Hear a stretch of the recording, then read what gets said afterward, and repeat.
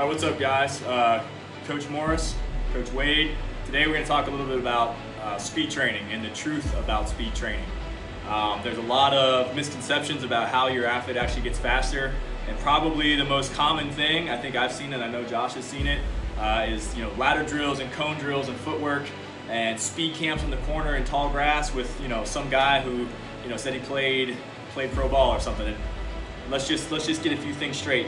Speed training is not a product of more running. We're going to talk a little bit about that today. We're going to kind of give you some insight as to how we use a conjugate system to make athletes faster and increase ground contact time, or decrease ground contact time and increase ground contact force. Josh, you got anything to say? Get started? Yeah, absolutely. Just kind of touch on what you're talking about. It's so popular to see these speed coaches that are teaching you to go nowhere fast. And coming from a football background, I know this is, me personally, this is kind of a huge thing, is you see these guys doing all these ladder drills, all these quick feed drills, is doing nothing. Not only football has not played like that, no sport has played like that.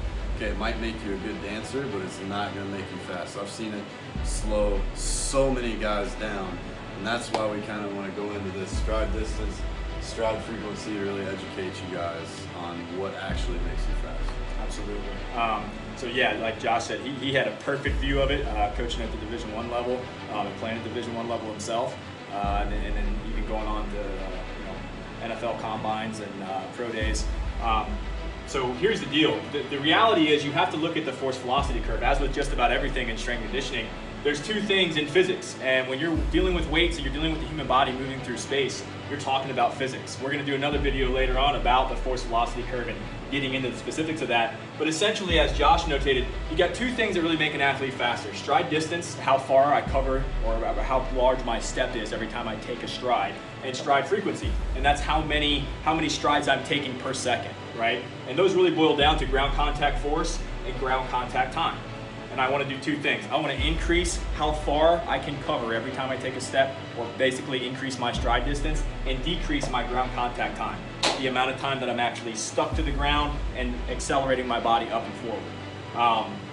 So the simplest way that I can explain this to you, how we do this without doing anything related to speed in general at all, is the basic setup of the conjugate system, where we do max effort work, and we focus on maximal force production, and dynamic effort work, where we work on rate of force development and higher velocities, right? Those two things alone are gonna make the athlete stride faster and contact the ground with more force. So that alone is gonna make you faster. Yeah, and this is without, any technical drills at all. Zero running. Obviously, if you have a world-class track coach, that's gonna even make the process better. Also want to note on, for a lot of people get stride distance messed up, okay? This isn't reaching out as far as you can reach out.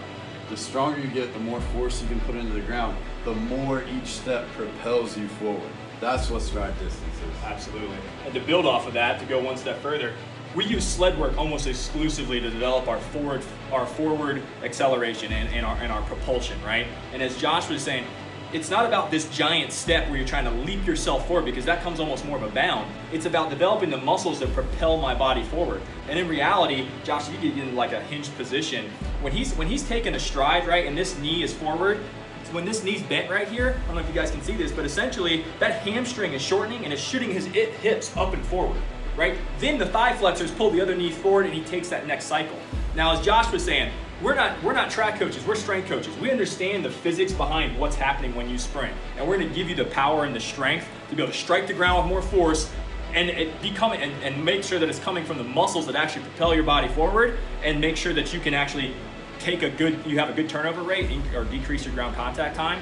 But realistically, you need to see a high-level track coach if you want to do anything with sprinting mechanics, okay? And understand that when you run 100 meters or 60 meters if you're an indoor guy, whatever it is, that's not necessarily going to play over to the football field. Exactly. We want lateral force production, which is why we do sumo deadlifts and ultra-wide box squats, right? Absolutely. I mean, how many kids have we seen that they come here and they'll drop their 60-yard time by 4/10, 5/10, 6/10? We do zero running.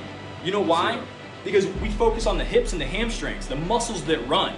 You have to get the muscles that run stronger, because if you're a 200-pound man and your hamstring can only produce 150 pounds of force by itself, when you take a step and one leg is on the ground, your hamstring cannot propel your body. So you know what you do? You run your fucking quads. Yeah, absolutely. And look at us. I mean, probably maybe our fastest guy, 6'5", 6'4", 60 guy, you know, leads like the county in stolen bases, triples, okay?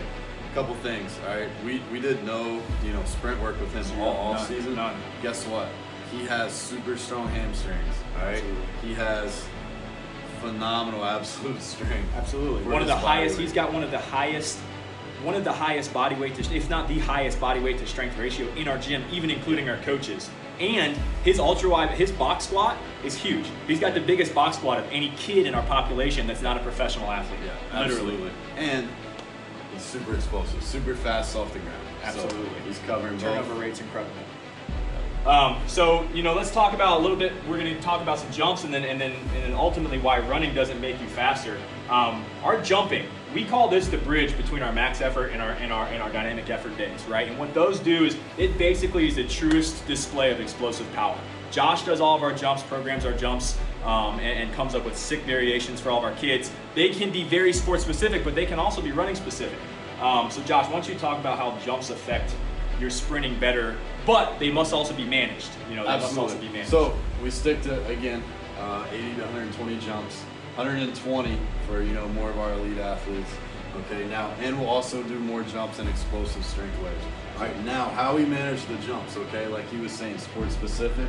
Okay, with baseball, softball, we're gonna do a lot more lateral stuff, okay, tons of lateral force production. Football as well. I mean, football is more lateral than it is linear. Yes, absolutely. So, but we will also mix in those jumps, you know, geared towards sprinting, you know, broad jumps, okay, single leg broad jumps, all right, hurdle jumps, fast off the ground, okay, so we'll change those planes, all right, we're gonna cover each, makes it very sport specific and tailors it to sprinting very well. Absolutely. One thing that we'll do quite a bit, which you also must be careful with, and a lot of guys, they have no idea how impactful the jumps are on an athlete's body. They'll be doing depth jumps from ridiculous heights. We're talking heights that Russian sports scientists determined couldn't even be done by the strongest athletes that have ever lived, right? And we'll have these kids jumping off 24, 36-inch boxes. Josh is the strongest squatter and strongest deadlifter in our gym right now, and this dude will jump off of 12-inch boxes, 18-inch boxes, and that'll be his depth jump, right? And even then, he's starting to feel. I start to feel some effects of that, especially the next day, because it's an unseen force. I think that's why bad strength coaches can really, you know, affect, you know, and injure athletes with too many jumps, because realize. You know, if I have 500 pounds on a squat bar, okay, that's, you know, guys can see that. Yeah. All right, if I'm putting, you know, how many ever pounds of force every time I jump, that adds up. If I'm getting, you know, 80 to 100 and, you know, 20 jumps, you know, that's a contact times each time. 3 times your body weight. Now, okay, you have coaches doing maybe 200. Easily. Their entire workouts are jumps. Possibly even more from, you know, depth jumps. Yes, you know, absolutely. So it just makes it super dangerous. Absolutely. The other thing I'll say about the jumps is we'll do multiple impulse jumps. So if you guys really want to know how to bridge the gap and affect that frequency or that stride frequency or that ground contact time, multiple impulse jumps. You don't have to jump off of boxes to work on the reactive strength index necessarily. You can work on multiple impulse and be stiffer in your jumping and bound multiple times. It's about getting back off the ground as quick as possible, not necessarily about how high you're jumping. Exactly. Right? So last thing we'll touch on is just the fact that running doesn't make you faster, and there's multiple reasons for this. Much like in jumping too much, the volume is literally crippling your body. Every time you take a stride when you're sprinting, anywhere from 2.5 to 4 times your body weight in ground contact force, right? When you're doing that, imagine how many steps you take in 100 meters, right? Top level sprinters will take 41 steps. Usain Bolt produces 41,000 pounds of force within 10 seconds when he runs 100 meters. You realize we do less than 41,000 pounds of volume in our deadlifts and squats combined. Okay, that's a ton of volume in a micro short amount of time. So when you're at practice and you coaches are running your kids for gassers on end, and then they end up with injured quads, injured hamstrings, torn hip flexors, torn ankles, don't go to your strength coach. Look at what you're doing to your kid. Running doesn't make you faster. You have to increase ground contact force and decrease ground contact time. And the way you do that is by maximal effort work, dynamic effort work to prime the CNS and to increase maximal force production, sled work to develop the hamstrings and actual hip propulsion, and then multiple impulse jumps to make that ground contact time start to come down and get your body off the ground faster. Josh, you got anything else to say? I think we covered it. Hopefully we educated you guys a little bit. Hopefully some coaches are watching. So Absolutely. Have a good one.